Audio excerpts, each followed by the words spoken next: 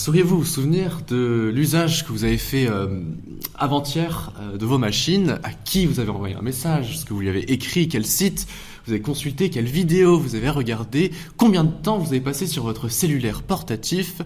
Personnellement, je me souviens pas, j'ai oublié l'usage que j'ai fait des machines, et à plus forte raison, ce que les machines ont fait de moi. Donc vous l'avez compris, c'était écrit, on parlera des machines et de l'oubli.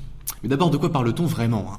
Donc, pour les machines, on va se centrer surtout sur les technologies contemporaines, même plus particulièrement quand même sur les machines les plus proches de nous, les téléphones et leurs dérivés, parce que j'ai pas beaucoup de temps.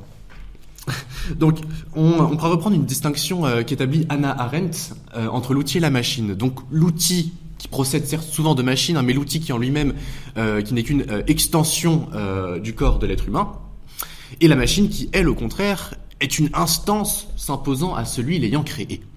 Donc, selon cette distinction, il faudra voir si la machine est vécue comme outil ou si, au contraire, elle est vécue comme une machine qui s'impose à nous. Bon, la machine c'est fait, maintenant l'oubli. On dirait que l'oubli c'est une sorte d'inattention plus ou moins durable, sinon irréversible. C'est-à-dire que l'être, quand je dis l'être, c'est un synonyme pour vous, moi, votre grand-mère, c'est-à-dire que l'être cesse d'actualiser au sein de sa mémoire, par un acte inconscient ou positif de l'esprit, un mot, un projet, quelque chose qui s'est passé.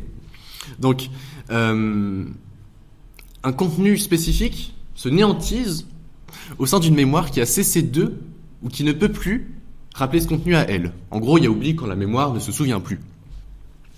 Donc, le problème ici qui semble se poser serait le suivant. Faut-il envisager les machines comme outils de la mémoire, donc comme barrage à l'oubli, ou les machines sont-elles au contraire responsables de cet oubli ? Alors pour rendre ça palpable, on va envisager cette question sous 3 états dans lesquels les machines nous plongeraient jusqu'à l'oubli, et on verra lequel de ces 3 états image le mieux la réalité. Donc d'abord, moi j'ai pensé à la veille, à l'état de veille, les machines nous maintiendraient éveillés. Ensuite à l'état de rêve, les machines nous endormiraient complètement, et en bon philosophe, le rêve éveillé. Donc, vous en conviendrez, 3 états qui supposent un degré d'oubli plus ou moins élevé. La veille, aucun oubli. Le rêve, oubli total. Et le rêve éveillé, oubli dangereux. Et là, on voit que ça change de nature. Bon. Première hypothèse donc, l'état de veille. La machine maintiendrait éveillée, donc préviendrait toute défaillance de la mémoire susceptible de nuire à la vie.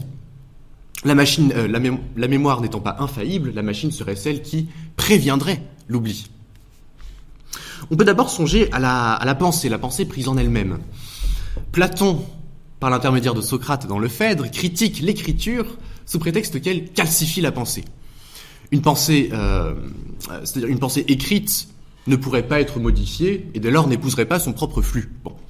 D'une part, Platon se contredit lui-même parce qu'il aurait bien fallu qu'il écrive ces mots pour qu'on puisse les lire, et d'autre part, la pensée prise en elle-même est bien oublieuse.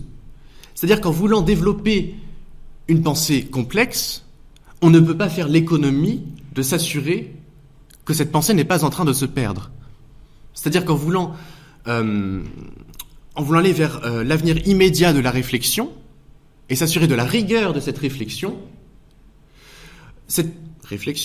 ne doit pas être chargée de tout ce qu'elle a dit précédemment. Par exemple, Kant, pour écrire ses 3 critiques, aurait été bien embêté s'il n'avait eu que sa pensée seule pour outil, s'il n'avait pas pu justement s'il n'avait pas eu quelque chose pour fixer cette pensée. Moi, alors, à mon plus humble échelle, si j'avais pas eu mon ordinateur pour préparer mon intervention devant vous, j'aurais été bien embêté. Et quand je parle de mon ordinateur, c'est les téléphones, les dictaphones, en tout cas de tout ce qui est susceptible de décharger la pensée pour lui permettre de se dérouler, donc pour lui apporter une plus grande disponibilité à elle-même. Et en ce sens, les machines sont dans le digne héritage du papier et du crayon, et ont la salutaire fonction d'outil,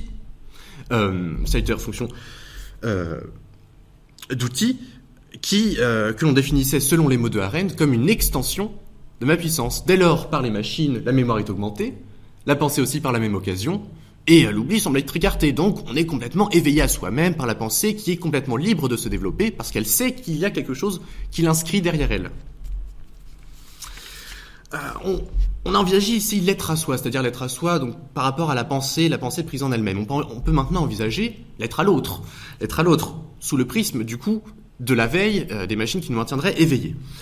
Donc, il est indéniable que les machines ont généré de nouvelles formes de sociabilité et qu'elles ont participé à leur extension. On pense ici évidemment aux réseaux sociaux, ou pour les plus vénérables d'entre nous, aux mails. Donc, on verra ici en fait que les machines sont dans le droit héritage d'Aristote. Donc, en effet, comment Aristote définit-il l'être humain, sinon comme un animal social? Réseaux sociaux, social, on fait le lien. En fait, les machines permettraient l'expression de notre nature essentielle de manière plus épanouie. C'est-à-dire que par les réseaux sociaux, je n'oublie pas l'autre, mais surtout je ne me fais pas oublier de lui. En étant en lien avec l'autre, par lui, par l'échange, je me découvre moi-même. Donc les machines qui permettent les réseaux sociaux promeuvent en fait une saine dialectique du moi vers l'autre et de l'autre à moi. Donc dès lors, comment l'oubli de l'être que l'on évoquait en introduction peut-il... Ah ben non, je ne l'ai pas évoqué. Ah oui.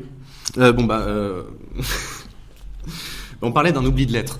Je refais vite une petite parenthèse. On disait que l'oubli pouvait être extérieur à soi. Je disais le mot, l'événement, quelque chose qui m'est arrivé. Mais l'oubli de l'être peut aussi concerner quelque chose qui nous est intérieur. Et là, on pensait à l'oubli de l'être, quelque chose où l'être cesse de s'appréhender de manière réflexive et critique. Donc quelque chose qui est extérieur ou quelque chose un oubli de soi. Bon. J'en reviens. Du coup, ici, l'oubli de l'être peut pas vraiment s'appliquer, puisque chacun a la place d'exprimer son individualité par ses réseaux sociaux, chacun a la place d'actualiser, d'assumer son être. Dès lors, la machine, ici, devient l'outil d'une exacerbation de l'identité, qui peut enfin se déployer dans sa pleine extension. Donc là, on est complètement réveillé par ces machines. C'est super. Donc force ici de constater que ces machines sont un salutaire outil qui prolonge et intensifie toutes nos modalités d'existence. Elles nous éveillent à nous et aux autres et empêchent l'oubli qui pourrait survenir dans l'un de ces champs. Néanmoins, c'est ici tenir en haute estime notre capacité à l'autorégulation, à l'utilisation modérée, avertie, circonstanciée de ces machines. Et bon, si c'est pas le cas, un monde public que j'imagine rompu à l'impératif catégorique et ou à la pratique de la lecture modérancielle du téléphone, la réalité hors des rencontres de Sophie est cependant tout autre. Et c'est justement cette réalité que je vais maintenant envisager sous le prisme du rêve, deuxième état. Donc comme le dit assez justement Valérie, s'endormir, c'est oublier. Donc comment participent ces machines à cet endormissement? Alors nous disions qu'elles nous éveillaient, essayons d'envisager le contraire, et ce par l'exemple le plus extrême que nous puissions prendre, afin de rendre clair notre propos. Donc en guise de préambule, on peut rappeler que de nombreuses études montrent l'afflux de dopamine au cerveau provoqué par l'utilisation de certaines machines.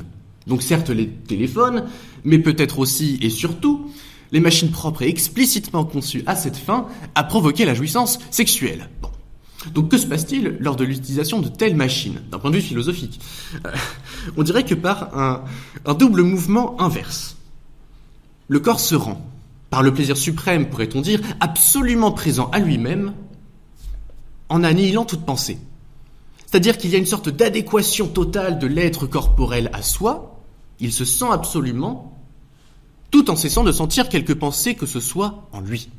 Donc quand je dois prendre du plaisir, je ne réfléchis plus. Musset disait, je cite, « Les deux grands secrets du bonheur, le plaisir et l'oubli, il semble que les conditions soient réunies ici. » On peut maintenant faire le lien avec le fléau que serait le flux continu des vidéos courtes qu'on retrouve sur Instagram, TikTok ou YouTube, qu'on peut faire défiler pendant des heures et dont on ne peut se détacher, d'où leur qualification d'hypnotique. Là où le plaisir des sextoys, parce qu'on les avait pas nommés, là où leur plaisir serait lui ponctuel et disons pas accessible tout le temps, celui des téléphones le serait lui incessamment. Sorte donc, si vous me passez l'expression, de sextoys sportatifs qui apportent un effet lénifiant continué sur le cerveau. Donc, on voit que c'est assez tangent, les machines peuvent rester à l'état d'outil, mais le plaisir qu'elles apportent est tout à fait propre à les faire basculer du côté des machines qui s'imposent à nous, qui nous imposent leur rythme, nous faisant basculer dans le sommeil de la pensée. C'est-à-dire que les machines, par leur propension même à procurer du plaisir, ont dans leur nature la condition passive de notre propre esclavage. C'est-à-dire qu'elles se comportent un peu comme des courtisans qui, à force de caresses, finissent par diriger à la place du roi. Donc on peut maintenant revenir à cette image du rêve dans lequel les machines nous plongeraient jusqu'à l'oubli. Alors vous accorderez que dans le rêve, rien ne porte vraiment à conséquence, je peux tout faire jusqu'aux choses les plus bizarres. Donc c'est dans cet état que nous plongerait les sociabilités des machines que je portais au nu auparavant. Bon. On constate tous que les réseaux sociaux sont un univers plutôt violent. Vous voyez le Truth Social, par exemple, de Donald Trump, ou l'insulte, l'arme par excellence des mots, où l'insulte part bien plus facilement, un peu comme quand on est au volant de sa voiture. Et comme quand on est au volant de sa voiture, machine elle aussi, soit dit en passant, il s'opère un débridement des consciences. J'oublie que je m'adresse à un autre, justement parce que je n'ai plus un autre devant moi, mais un écran ou d'autres voitures. C'est-à-dire qu'ici, la dépersonnalisation entraîne un oubli de l'autre, cet autre qui est une incarnation absolue de la dignité humaine, oui ça va loin, c'est-à-dire que je ne me sens plus tenu de respecter mon interlocuteur virtuel, justement du fait de cette virtualité qui néantise la dimension non verbale et donc proprement humaine en fait de tout dialogue. Pour reprendre des analyses que je tire de Lévinas, l'autre se présente à moi comme visage, donc comme altérité, comme singularité, et selon Lévinas, ce visage m'impose un respect absolu. Or, que font les machines ? Les machines effacent les visages, ou les modifient, en tout cas, elles effacent les visages, elles me les fait oublier, un peu comme dans un rêve où je suis souvent bien incapable de me rappeler des visages de ceux qui le composaient. Donc vous voyez néanmoins que la veille, comme le sommeil, ne se pense ici que relativement à la vie de tous les jours. C'est-à-dire que je ne suis dans ma vie ni complètement endormi, ni complètement éveillé. Je peux oublier quelquefois sans être complètement oublieux. Je peux scroller pendant des heures et le lendemain être très actif, ou scroller pendant des heures et être très gentil. D'où la nécessité d'envisager une troisième voie, un troisième état, le rêve éveillé, qui d'une part tienne compte du fait que je suis un individu moral qui me meut dans une réalité positive, et qui d'autre part souligne que les machines sont cause dans cette réalité d'un oubli d'ordre cette fois éthique relativement à l'être, à l'autre et à l'histoire. Donc le sommeil dans la vie réelle, d'où le rêve éveillé. Donc troisième état. Alors mais d'abord, qu'est-ce qu'on appelle vraiment rêve éveillé ? Alors on dirait que c'est une projection à l'extérieur d'un état fantasmé interne. En gros, je dors les yeux ouverts ou je marche les yeux fermés. Bon. On peut d'abord regarder l'individu pris en lui-même, relativement à ce rêve éveillé. Alors on peut revenir à cet oubli de l'être que je n'ai pas évoqué en introduction, mais je l'ai rappelé. Donc cet oubli de l'être, on va lui faire subir une inflexion cartésienne. Alors qu'est-ce que ça a donné ? Alors, on connaît tous le « je pense donc je suis », qui est vrai toutes les fois que je le prononce ou que je me le représente à l'esprit. Or, que disions-nous précédemment ? La machine ne nous fait pas penser, au contraire, elle abolit toute pensée en pensant pour nous. Donc, en ne pensant plus, selon le cogito, je cesse d'être également. Et là, donc, c'est-à-dire, je ne pense pas, donc je ne suis pas. Et là, les conséquences ontologiques, c'est-à-dire relativement à l'être, sont alors énormes. En effet, la pensée qui est d'abord réflexivité, je sais que je pense, c'est elle qui est constitutive de notre dignité, c'est elle qui est constitutive de notre différence avec les autres êtres vivants, c'est elle qui nous définit d'abord comme êtres humains.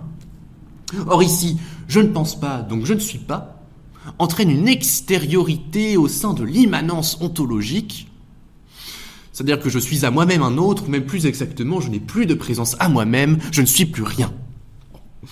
Donc comment dès lors être avec autrui s'il n'en est plus rien pour soi-même ? Voilà, on va y répondre. Et on va revenir à mes obsessions, les réseaux sociaux.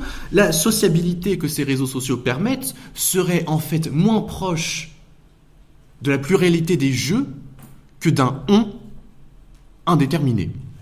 Alors peut-être que avez-vous entendu parler du phénomène de la bulle cognitive sur les réseaux sociaux qui fonctionne en clair par un algorithme savamment étudié à nous conforter dans nos opinions plutôt qu'à nous confronter à la contradiction.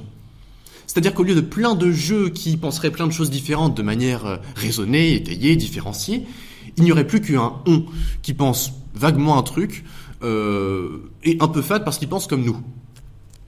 Donc, en cette période municipale, ayez le malheur de liker une vidéo à caractère politique sur les réseaux, l'algorithme ne vous proposera plus que des vidéos teintées des mêmes opinions. Mais alors que se passe-t-il du point de vue de l'altérité ?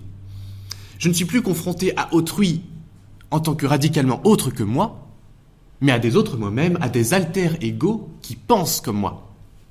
On voit ainsi que la machine est négatrice de l'autre en tant qu'expression d'une singularité. On voit que la machine tend vers une uniformisation des individualités en les niant ou à une simplification de ces individualités en effaçant leurs nuances. La machine est négatrice de l'autre et de la contradiction qu'il apporte. Et justement, qu'est-ce qu'un rêve éveillé, sinon vivre dans un monde qui marche comme on le veut ? On pourrait dire enfin, après cette étude de l'être à l'autre et de l'être à soi, que l'instantanéité continuée provoquée par les machines oblitère la condition historique, oblitère l'essence fondamentalement historique de l'être humain. Donc sa dignité, comme nous le disions, est envisagée d'un point de vue synchronique, par la pensée, mais doit aussi l'être d'un point de vue diachronique, par l'histoire. Donc Kundera dit qu'être possédé par l'histoire, c'est qu'être possédé par l'actualité, enfin par l'histoire, par l'actualité, c'est être possédé par l'oubli. En effet, la focalisation sur le présent empêcherait le regard rétroactif qui nous permet de juger et d'agir à l'aune des événements du passé. Donc ici, on reprend un truisme moral, mais en fait, c'est à partir du passé que l'on peut tirer des leçons pour l'avenir. Or ici, en vivant sur la modalité de l'instant, la morale serait constamment à réinventer, puisque les leçons comme les principes seraient constamment effacés, seraient constamment cachés par l'actualité où les machines nous plongeraient. On peut ainsi dire, avec une phrase de Suran le pessimiste, qui résume bien notre thèse finale, que, je cite, « d'oubli en oubli, l'homme finira par abolir son passé et par s'abolir lui-même ». Donc qu'est-ce qu'on aura examiné ici ? La relation machine-oubli pouvait être appréhendée sous 3 états distincts. L'état de veille serait le résultat de machines qui sont à notre service et qui augmenteraient notre puissance d'exister. Le sommeil serait, lui, la conséquence de machines qui nous endorment en effaçant le juste rapport que l'on devrait entretenir avec la réalité. Mais le rêve éveillé semble être celui qui signifie le mieux la manière dont les machines agissent comme un filtre oublieux entre soi et le monde. Je vivrai dans celui-ci comme un somnambule.